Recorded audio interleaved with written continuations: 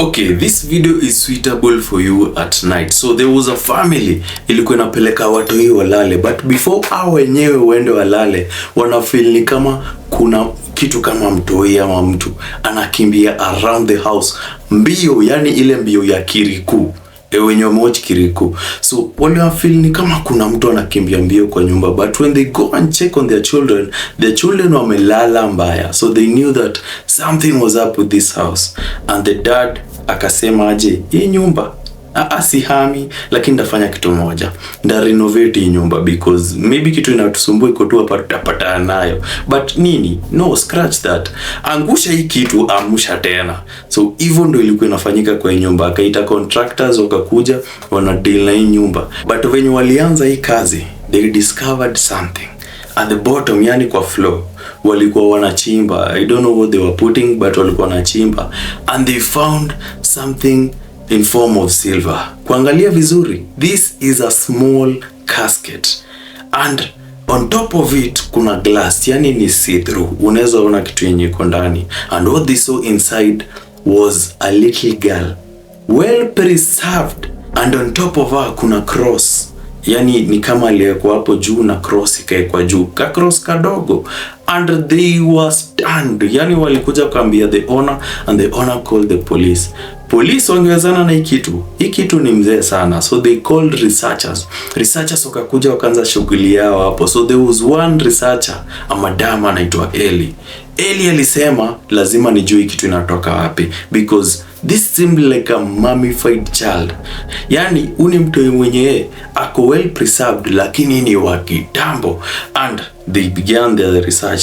Now madam akaenda kwa research books hapo, akaanza kuangalia files kitambo, hii London ya wapi, na files zilimtuma hadi 1901, where she discovered that this area yenye wanakaa was a former cemetery. And what happened during the 1901, hii cemetery ilikuwa inafungwa because this area was expanding, na walikuwa wanataka kuweka residential area hii place. So they dug up, yani walitoa mamuli zote zenye zilikuwa zimezikwa in this cemetery, but they forgot this one body of this little girl. Now on top of it, yeah, there was an explanation why ilipatikana hapa, but on top of it walikuwa wanataka kujua how is this body well preserved, na hii body ni ya nani. But for the meantime they gave this body a name, wakamuita Miranda. So this researcher akaamua kuingia deep into the books, ajue the name of this little girl, ajue family tree yake. Alikuwa anataka follow family tree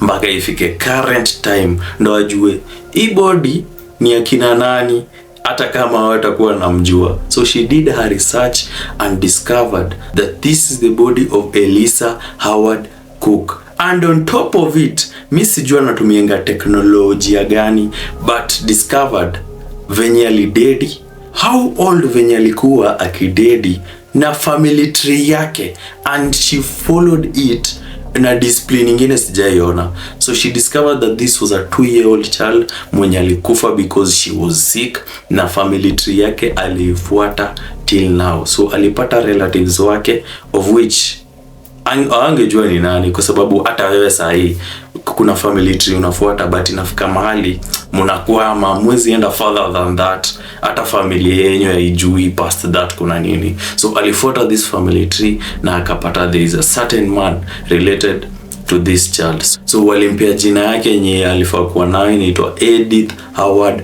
Cook, na they gave her another burial. Now this man mwenye alikuwa anasumbuliwa hapa na marunning usiku, alisema okay, tumepata kitu kilikuwa kinatusumbua, amusha hii kitu sasa, mimi niendelee na maisha yangu. So he was not scared.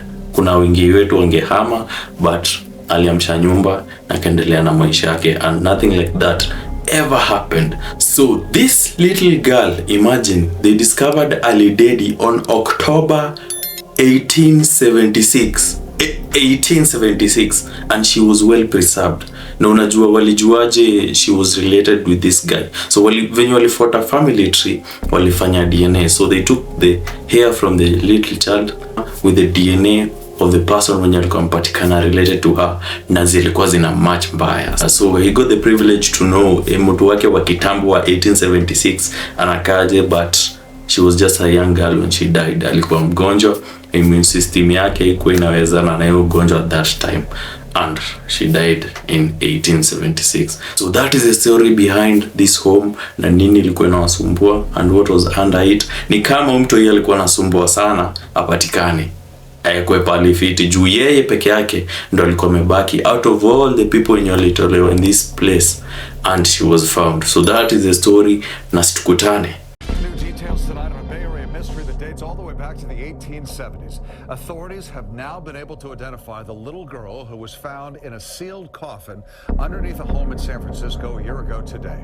She had no name and little was known about her background or her history, but her preserved body left behind a number of clues. Now, as KTVU's Mike Meback reports, after months of research, we now know the little girl's name and a descendant has been found. The story of this small glass cast iron casket began in the 1870s. Location, San Francisco's Oddfellows Cemetery. It was right there in here. 140 years later, last May, the story came back. A construction crew at the home on Rossi Street near the University of San Francisco found the sealed casket. Inside, a little girl, long blonde hair, long white lace dress, and a cross made of flowers right there on her chest. She was nicknamed Miranda Eve. Well, now we know her real name. Her real name is Edith Howard Cook. Elisa Davey, a genealogist and founder of the Garden of Innocence Project, reburied the little girl in Colma last year. Davey says she was also determined to discover the real story, her history, including the date of her death, a date we now know, October 13th, 1876. When you say her name, how does it make you feel? Makes you want to cry. We worked so hard to find her, and it's been 11 months. It breaks your heart, but then you're so happy that you get to give her name back, because a human being deserves a name. Davey says that she looked through thousands of burial records, dug up old street maps, and compared them with old maps of the cemetery, and finally, a family plot was found. The positioning of the map put the Cook family right in the backyard, along with Edith, and then her father and her mother. So good to finally meet you. This week, for the very first time, Davey met UC Davis professor Yelmer Erkins.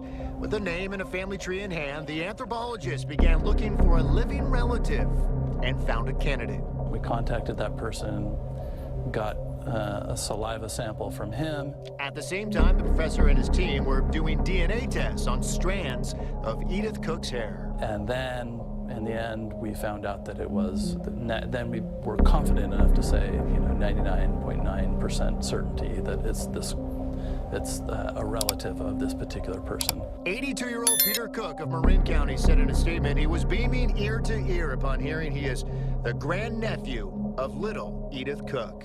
And you'll keep these? Yeah. Professor Erkin says part of the research found that Edith died of marasmus, severe undernourishment. It's likely that she was sick from some type of disease and at some point stopped, her body couldn't, her immune system wasn't developed enough to be able to combat the disease. And so she stopped eating and probably went into, coma and then eventually passed away. The coffins from the Oddfellows Cemetery were moved to Colma around 1930. Somehow Edith Cook was left behind. And as the current homeowners there tell Elisa Davey, they often hear her. They would put their two little girls to bed, and then they'd hear running feet upstairs, and they'd go, okay, who's out of bed? And they'd go up there, and the girls were sound asleep. Davey says the headstone with Miranda Eve etched into it will soon be removed. The new one will go in its place. It'll say Edith Howard Cook. It'll say her birthday and her death date, and it's going to say one little verse from Amazing Grace, which was, I once was lost, but now I'm found. A San Francisco mystery solved. The story of a San Francisco girl now turning the final page. Mike Meback, KTVU, Fox 2 News.